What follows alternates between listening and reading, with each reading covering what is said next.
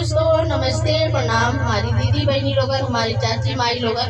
तो एक प्यारा सा आप लोग के बीच में एक पति पत्नी का नेक धोखा गीत है, आप लोग सुनिएगा, कैसा लगेगा आप लोग कमेंट करके जरूर बताइएगा। और सुनाती हूँ।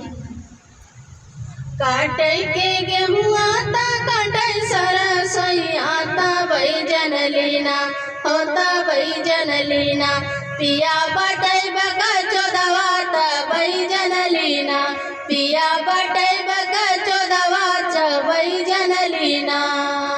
रुपया में कई रुपया ता बैजन लीना होता बैजन लीना, पिया बटे पगल डवाता बैजन लीना, पिया बटे पगल डवाता बैजन लीना।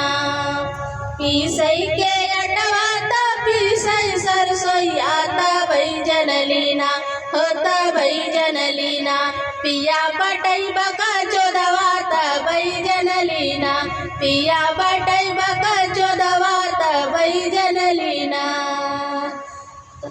छानई के गेहूँ आता सान देला अटवा, सानई के गेहूँ आता सान देला अटवा ता बैजन लीना, पिया बटई पगल डवाता बैजन लीना, राजा बटन पगल डवाता बैजन